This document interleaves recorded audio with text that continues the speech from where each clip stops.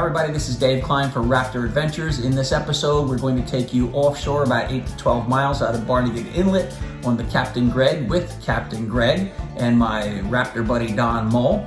And we're in search of two wrecks for fishing, the San Saba and the Chaparra. Both of those wrecks were sunk in 1918 by U-Boat 117. So we're literally going out mid-October, about 106 years after these vessels were sunk.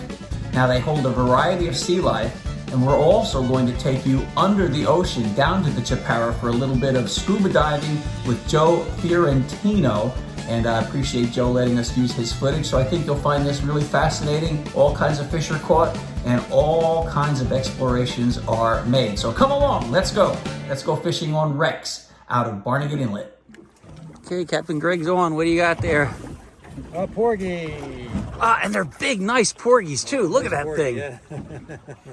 A nice porgy. Oh, wait, I have one on. Hang on a second. We no sooner got out over the wreck of the San Saba freighter than I caught two sea robins. First hookup, it was less than 5 minutes, and the action continued nonstop after that, which you'll see. But this is the San Saba. She was sunk in 1918 on October 18th by this U-Boat 117 from a mine they laid. And let's go back to the action now above the water. Here is a fluke.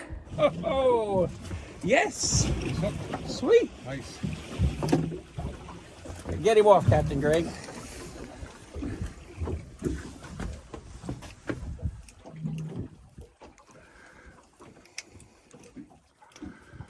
We had him hooked. Yeah, he went on that bottom hook with a little bit of skirt. Yeah.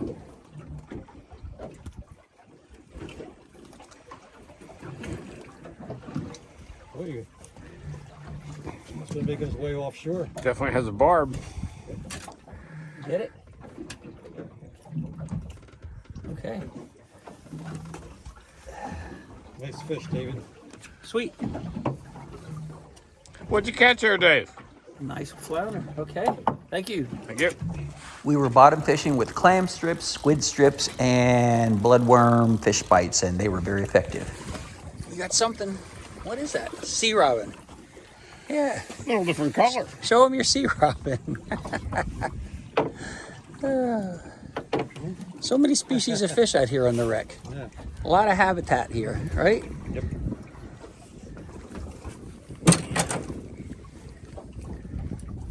Come on, buddy. There we go.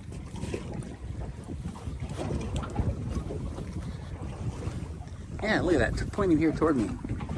See? And he's got these little legs. They walk on these legs on the bottom. And they got these wings, like, so they can fly. Pretty cool. Tweet, tweet. A skate. Could be. Well, I got one on here, but I'm gonna not worry about it because it wasn't anything compared to that bend in your rod. Oh, it's a it's a skate. Yeah. Oh, really cool though. Look at how beautiful that is. Aren't they amazing?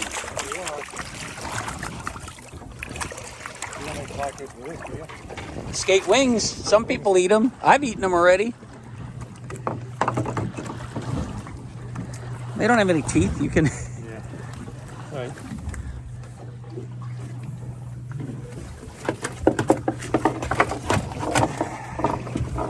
Let's turn him over and get him in the light there. There you go. Look at the beautiful coloration on that guy. Wish I could have more sunlight on him. Oh, he's gorgeous. And this skate gets its name from the two translucent patches. There you can see them. A side of his nose, clear nose skate. Give me the hook. And another flounder come up. Come on. Come on, open up. Catch him on two hooks. Here. Just show him first. Okay. Well, you got him off the hook. That's a good start. Now you got those grippy gloves, so grip him and. Boy, I thought he swallowed it there the way you. There we go. There you go. Nice, very nice. There's Very some real nice teeth. Yeah. Don't put your finger in his mouth.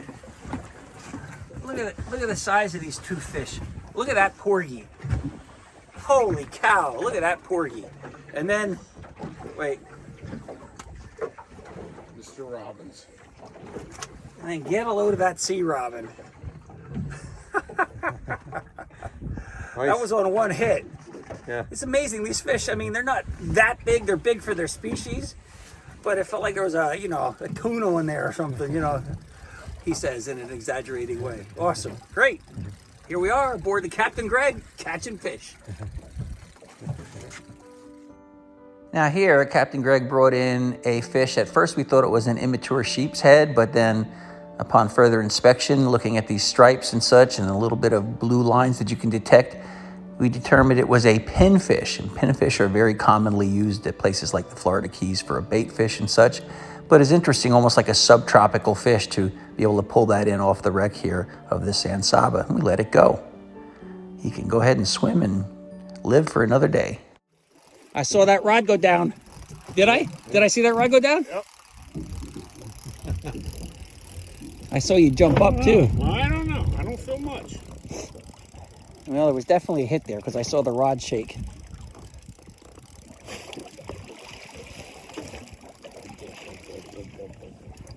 Nope. Skunk. Not that time. Drop it back down. To the bottom. Feels like a little shark. Oh, you see the color? Yep. There he is. There he is. Whoa, okay. Let's bring him aboard. See if I can get him up here. First I want to make sure that's one with no teeth. Yeah. What do you think, a smooth hound? Yep. Yes. Dusky smooth hound, a dogfish, whatever.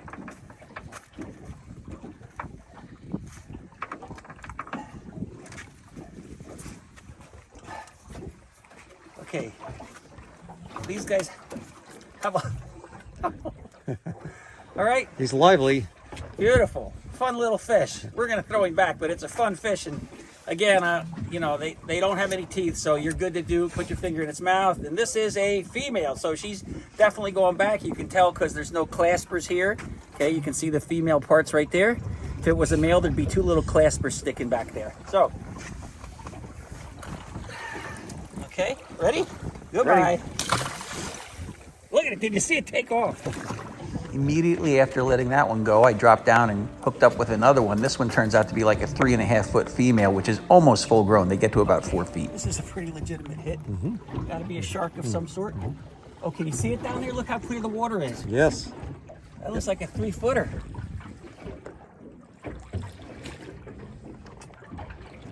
Yeah. Smooth hound dusky, you think? Could be. Yeah. Yeah, oh, it's a very mature one. Yeah. Let's get it up here.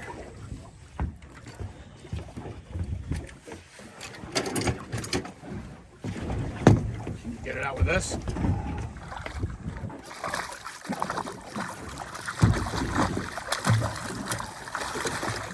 I'm gonna make sure that's what it is before I shove my finger down Yeah, its that throat. looks like a Yeah, it's a smoothie. dusky, smooth hound.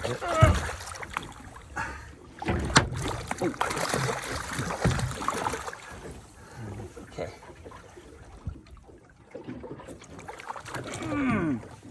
Wow. Yeah, beauty. Wow. Smack you right in the face with his tail. Yeah, he tried. Let's see, male or female. Female. See here? No claspers. Wow. What a gorgeous fish. That's a nice fish. Look at the crag. It's got one of those dorsal fins. Yeah, he's got a little sea lice there. You want to see those? Oh yeah. Yep. See, those are sea lice right there. We're going to help him out and get rid of those.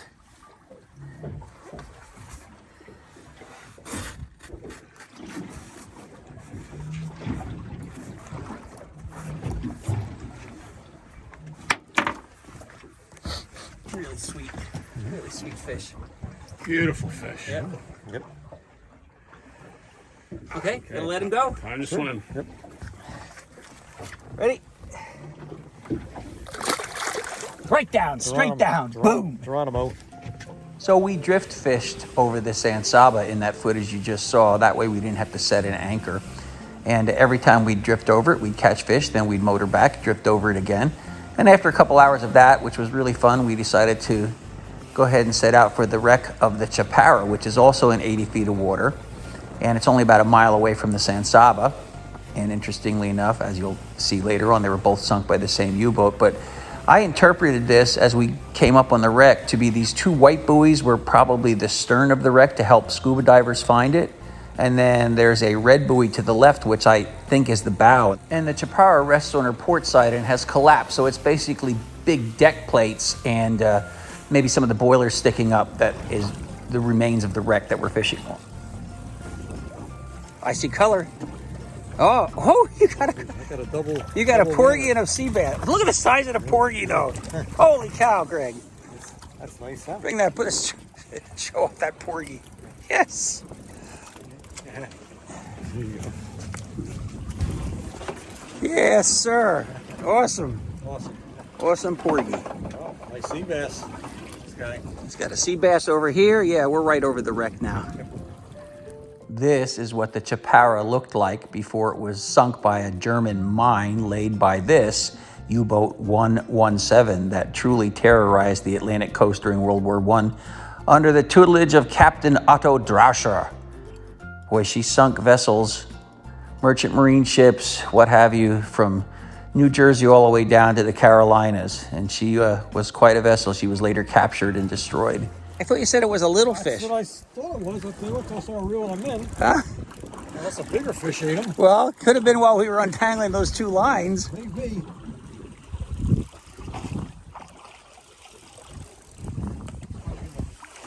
Fish I got away from Don, huh? I don't know.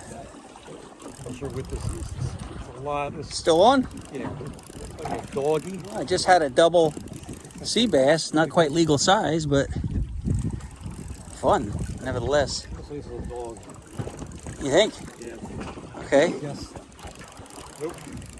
Oh no! Nope. Giant porgy and a little sea bass. On aboard. There, look at the fatness of that porgy. Yes. Good catch. Yeah. Yeah. Yeah. Yeah. Yes. Beautiful. I mean, that's some good eating fish right there. Come on. All right. I think I heard a tap on my line. What's going on? Ooh. Oh, I think you got a shark. I think you got a smooth hound dogfish, dusky. See, he wrapped himself in the line there. Oh, it's a nice one too. Pick him up by the, you can reach your hand down and pick him up by the tail. Watch him thrashing around.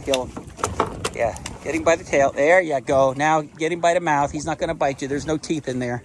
Oh, he's even hooked there. Yes. Yep.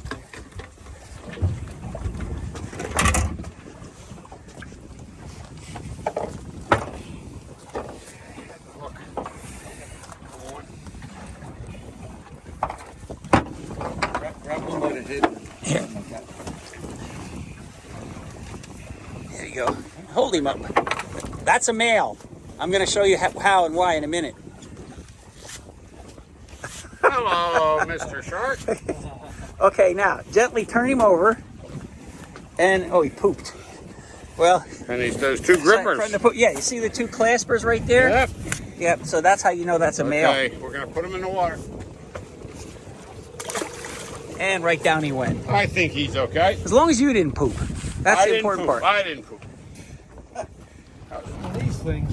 Okay. More sea robins. Okay. Sea robins have visited us in abundance today. Sure have. Yep. What's the verdict? Is this? Oh yeah, I think that'll be good to eat. That one. That Yeah, Okay. sure. All right. Sea robin tacos. You just wait. You're going to be shocked. Now, for this portion of the episode, I want to thank scuba diver and underwater videographer Joe Fiorentino. I've used some of his footage before with his permission, and I reached out to him. He had this footage of the Chaparra. And so let's go down and see the wreck that we're actually fishing on. You can see there's a lot of wildlife, and it's very curious, a lot of fish down there. But you can also see how disorienting a wreck can be. It's just sort of surreal. There's just pieces of hulk sticking up, and when the deck collapsed, you got pieces of the hull in the bow laid over there, and fish hide in these things, and anchors get caught in these things. There's a male tautog tell by that white lip down there. And anchors get caught and fishing gear, as I said. And so divers will often tie off, like it looks like he tied off here, or that's somebody else's tie off. And that way you don't get so disoriented that you forget where you are and maybe mistakenly get tangled up in the wreck. There's definitely hazards here, and I admire these guys. I used to do it when I was younger. I don't do it anymore. And it's a whole other world. You can go down there with a Hawaiian sling, like a type of spear, and a bag, and you can collect yourself some flukes, some lobsters, and anything else that's legal. But look at all the nooks and crannies for the fish to hide in. Now, it really is fascinating because sometimes you see things and you're not quite sure. There you can see his Hawaiian sling, his spear sticking out, and just below it, there's actually a fluke just sitting there. You can see its eyes if you look toward the middle of the screen, and you really don't realize it till it takes off because they blend in so well. And they are good eating, and look, there it goes. Isn't that amazing? Moving to another part of the vessel, you can just see how crumpled the hull is and how disorienting it can be because it really doesn't look like a ship anymore.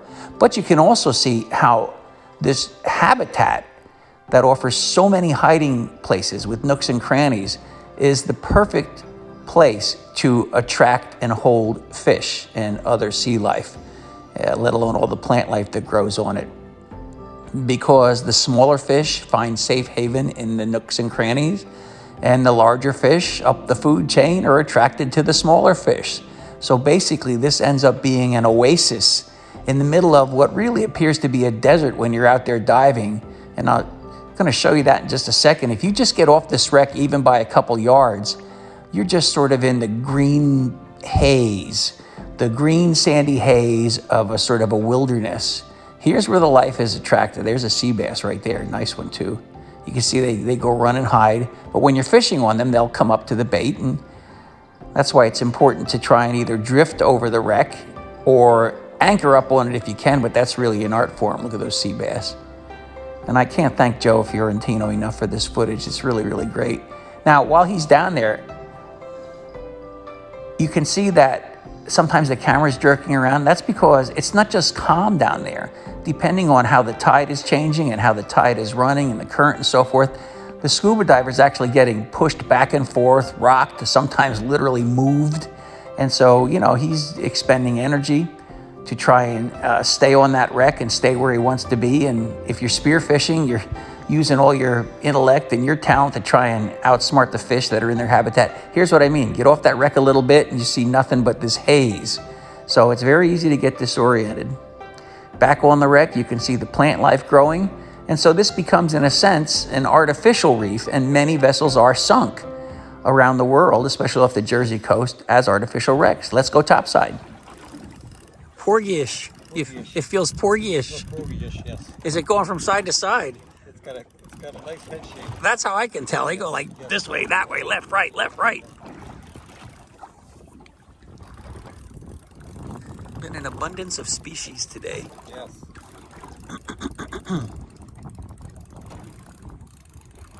A man and his fishing rod. In a day of, porgy time again. You got that one right. Yeah. Porgy party. Catching these all day, folks. Yeah. Yep. Yeah, it's been great. Yep. I just had a porgy relieve itself on me too. You got a hit on. Yeah.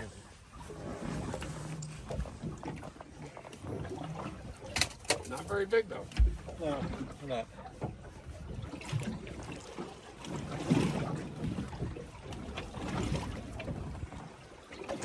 Yeah, but look, guys, it's us and the ocean. There's like nobody else around. What is it? Oh, it's a little dink sea bass. Hold that one up for the trophy room. Yeah, sweet. And off he goes. Into the wild blue. A lot of dead weight on here. It feels a little funny. I think maybe a peewee.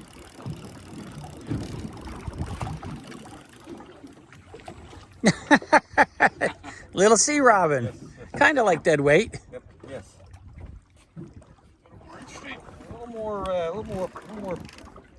with shoulders even. Okay. Man.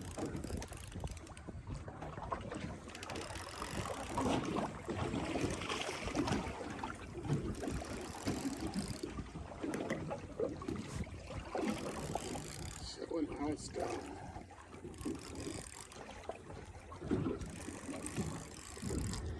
And it's a blue marlin.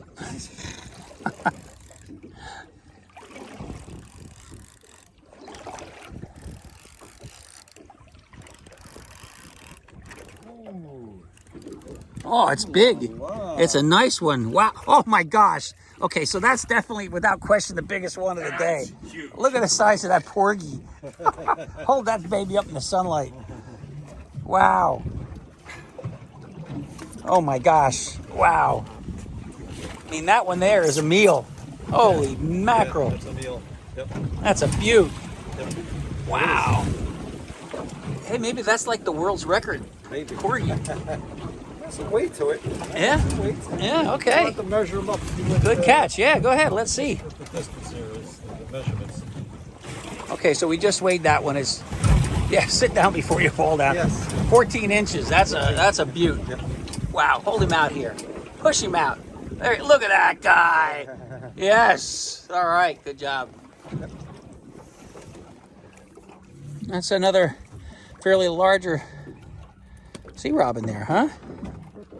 Want him for table fare? Yeah, look at the beautiful color of that fish. They're like an auburn color. Yeah.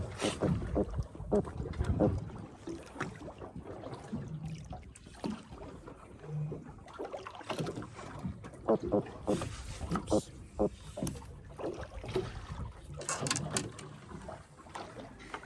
We had a fantastic day of fishing on the Captain Greg out of Barnegat Inlet. Here we see a sea robin. I wanted you to see this. Look how it has its pectoral fins expanded like wings there. It can glide through the water. It can contract them and swim really fast. It uses its little legs like appendages to walk across the ocean floor.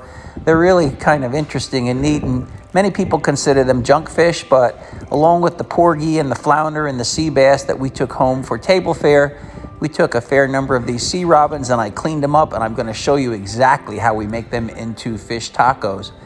But again, just look at the magnificence of the diversity of nature as manifests here in the sea robin. So all in all, this was a great outing aboard the Captain Greg with Captain Greg and fellow Raptor Don Moll. We had a great time catching, well, you saw us catch those little dogfish sharks and some of those sea robins and sea bass and fluke and porgy, which were absolutely delicious. Of course, we kept the porgy and the fluke because we know those are good eating. And yes, we kept the sea robins because they're also good eating, and I'm gonna prove that to you right now because we're gonna make one of my favorite things, fish tacos. Start with a little bit of tender flaked coconut. Put it into the little chopping device. That's just about enough, a little bit of flavor there. Next, we're going to add some macadamia nuts, and even though it says they're chopped already, they aren't chopped nearly fine enough, so let's put some of those in. Okay, that's maybe like an ounce. And next, the breading mix of your choice. Of course, you could just use flour, salt and pepper, or whatever seasonings you like. I found that this stuff is a pretty good product, and so we use it consistently, and you want just a little bit of that in here.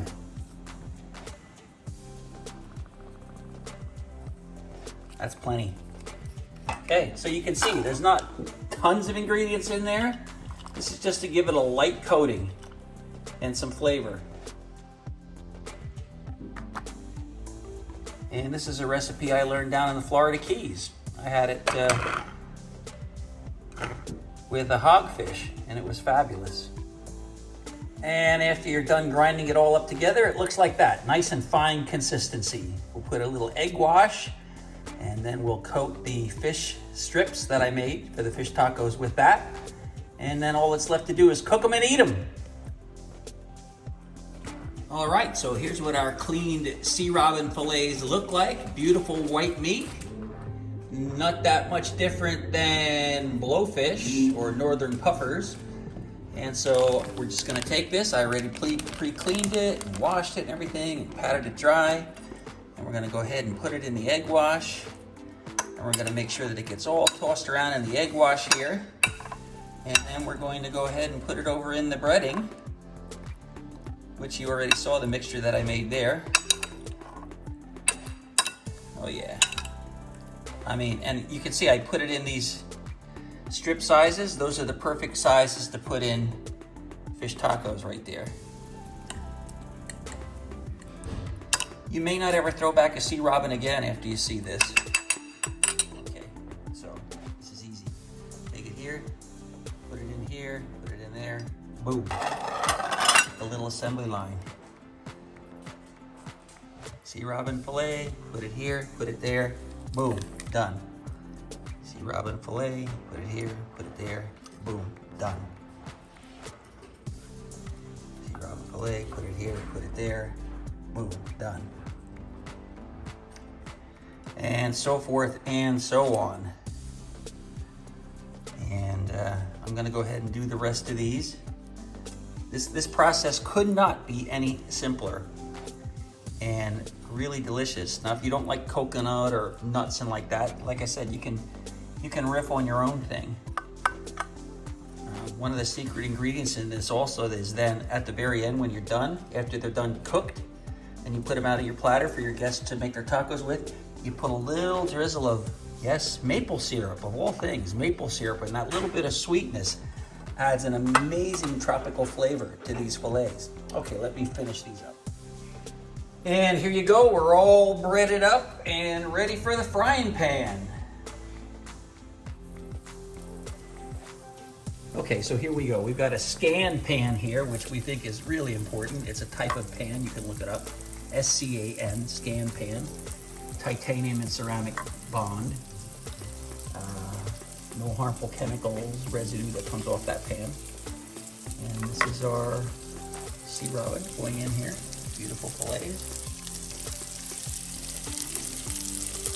One of the advantages of the scan pan is you don't need to use as much oil. So we've got a little bit of olive oil in there. As you can see, it's a very little bit. And we'll brown these up on one side and then turn them over. It takes all of a couple of minutes, tops.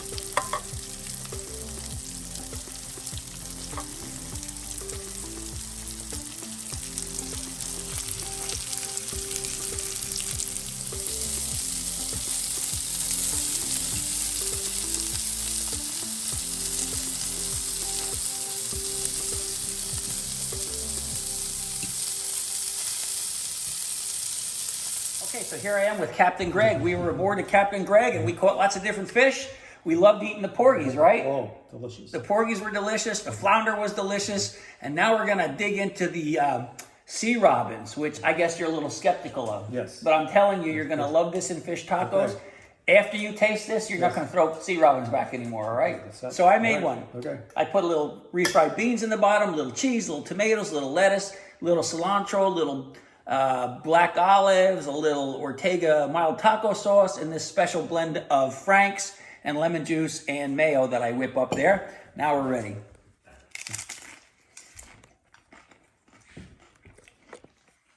Oh my God. Delicious. It's absolutely delicious. Hey. I'm gonna get your reaction then, okay? Yeah, taste a little bit of that. You got everything on there you want in there? Take a bite of that fish. Delicious. Isn't it delicious? Yeah. No kidding, no lie, no fooling. Sea robins. Everybody calls them junk fish. Oh, they're junk fish, throw them back. Nope. They're delicate white meat. They're easy to clean. Yeah. And they're absolutely fantastic. So there you go. Sea robin tacos right here. Thank you, Captain Greg, for taking us out on that great adventure. It was a good day. It was. That's it for this episode of RAPTR Adventures. I'm your producer and host, Dave Kline. I hope you'll like and subscribe and join us for many more episodes of RAPTR Adventures.